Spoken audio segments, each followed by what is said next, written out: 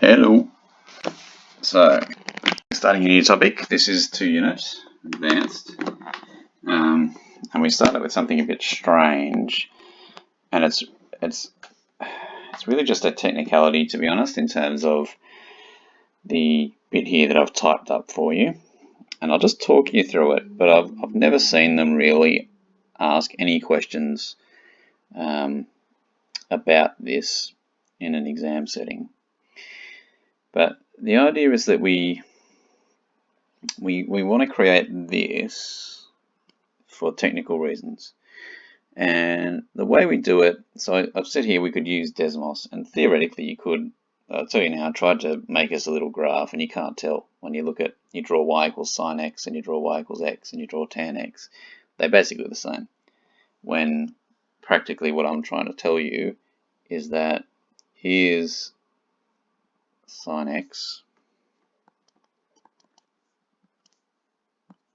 here's x sitting above it always, and then good luck to me, here's tan x sitting above that. Okay, when in reality they don't really look anywhere nearly that separated.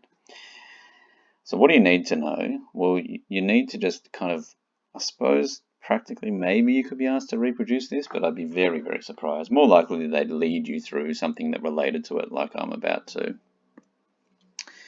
So the idea is you create this circle, and we imagine x to be a small number, basically.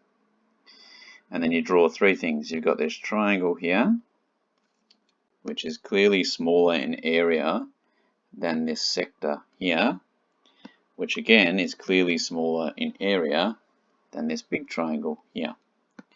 And then we calculate the area of all three of them, okay? So firstly we use this big triangle to say that AM is R tan X. Done. Tan is opposite over adjacent. Then we look at the area of this triangle using the half AB sine C formula to get this, half R squared sine X. Then we do the area of the sector using that formula that we learnt in Year 11, which says that the area of any sector with radius R and angle theta is that, and we would just replace theta with x. And then lastly, we'll look at the area of the big triangle here, which has a right angle. Okay, and that's half base R times height, which is AM, which back here is R tan X. Okay, so there's three things, and from those three things we get these two inequalities here, and then we just divide everything through by half R squared, which is all positive, so it's fine. You can divide through by that's not there, that's not there, and that's not there, and so you're left with sine x is less than tan x. Okay, so we could then do something very similar, or we could look at this and we could say the functions are all odd, and since they're all odd, then the inequalities are the opposite on the other side. Okay, I didn't do a very good job of drawing that over here. I'll try again. So firstly, I just need to do that.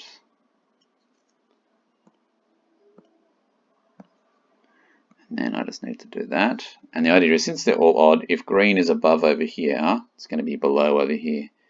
If red is above over here, it's going to be below over here. Okay, so that tells me that for small values of x, everything is the other way around. For small negative values of x, I should say, everything the other way around. Then we do some other stuff which is pretty technical, and if you're interested, I'd encourage you to just look in the textbook. They do a reasonable job of explaining what's going on. It's certainly something I've never ever seen in a textbook, in an exam setting. But basically what you do is you divide these inequalities through by x, and you say they're basically 1 as x gets really, really small. This is the thing you must know. So you must know that the limit as x approaches 0 of sine x over x is 1. You must know that and be able to use that. And you also must know that the same thing is true for tan x. over x. Okay, that is the lesson, right? I'll tell you now, the reason we do this is because the next thing we're going to do is differentiating trig, and theoretically to prove the derivative you need to use first principles. Now we're not actually going to do that, but this bit is still on the syllabus, so we're going to do that. So here's exactly the types of questions you are likely to see. So obviously if it's just sine x on x, it's 1, but here are some examples that aren't sine x on x. So this one is sine 2x on x. And all you have to do is just like integration, we make what we want to be there. So we would like 2x on the bottom right because we want the angle and the thing on the bottom to be the same. Now, when I did that, I multiplied by 2 on the bottom, so I have to multiply by 2 on the top as well.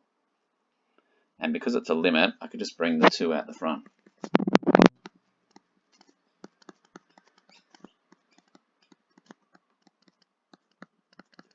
And so that's just 2 times 1 or 2. Okay, you should play around in your calculator and see if that's actually correct, right? So you should do sine of 0.000002 divided by 0.000001, for example. And you should hopefully see that it's basically 2. Notice, actually tracking back a little bit, not that it's really important at the moment, but when I did this, what happened there? When I did this, what is going on with my pen? There we go. When I did this stuff, I was talking about radians, wasn't I? And so the reason I know I was talking about radians is because I did B. Sorry, not B. C. Area of the sector formula. Okay, once you do area of the sector formula, it's in radians. So all this stuff works only for radians. If it's in degrees, it's actually different. Okay. And maybe I'll show you an example of degrees just for fun. But I've never, I wouldn't really think you'd get asked about that. So, same thing here. So it's 6x on 4x. Now, I don't want 4x. Okay, I want 6x. And your aim is for the thing inside the sign brackets because you cannot change that. Okay. So I'm going to bring the 4 out the front and I'm going to turn it into a 6. So I'm going to say that it's limit x approaches 0 of sine 6x. I said I brought a 4 out the front. I need a 6x on the bottom. I multiplied by 6 on the bottom, so I have to multiply by 6 on the top. So I hope you're seeing the connection between this and, for example, when we were integrating logarithms. And so you get 3 over 2. Again, you can check it in your calculator. It should work. Same again. So here I can bring the 1 on 3 out the front and the negative.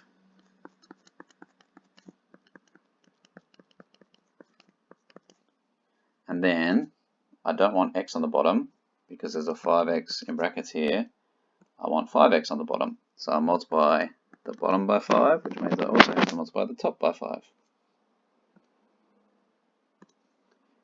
And so that gives me negative 5 over 3 times 1, the limit of tan x over x. So that's negative 5 over 3. Okay, that's really what you must be able to do, is questions like that. So what does this tell me? It tells me a few things. So we know that line x is a tangent of these things. You don't really need to know this, but this is fairly obvious, having done all that stuff. And the derivatives of sine x and tan x are exactly 1. We're going to show this tomorrow. Or perhaps I should say next lesson. Okay, that might be Thursday actually, it is. Okay, and also it tells you that if x is small in radians, then sine x is basically x, cos x is basically 1, tan x is basically x. That's what all these limits are. Right, this is just, it's an informal way of writing that. Okay, so now here they've asked me about it in degrees rather than radians. So basically what I have to do is say that sine 1 degrees is sine 1 times, I have to turn it into radians, so that's multiplied by pi divided by 180. Okay, and again that's small enough to say that it's approximately equal to that. So it's pi over 180. Okay, cos 1 approximately 0. Oh, sorry, 1, not 0.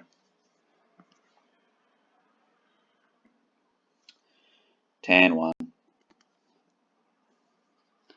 again is equal to, not approximately, equal to 1 times pi over 180 in radians.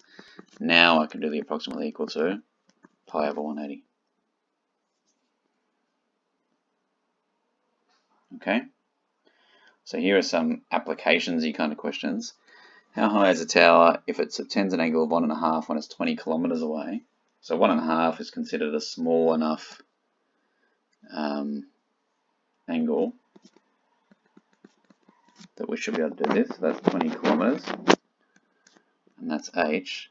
So the idea is that h over 20 is tan 1.5 degrees.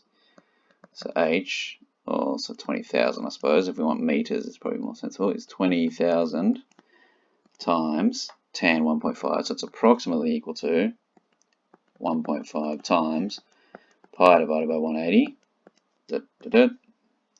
And I didn't bring my calculator at home, so that's a number on your calculator. Right, probably to the nearest meter there would be appropriate. Again, the sun subtends an angle of 0.3 degrees at Earth. So that basically means if you draw, what is the sun's diameter? Okay, so you draw the sun. It's my opportunity to use yellow.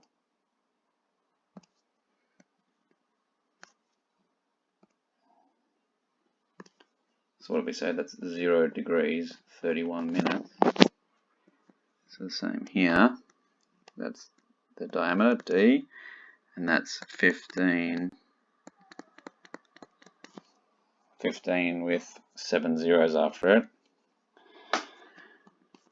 So we could say that D over 2 is equal to 1500, whatever it is,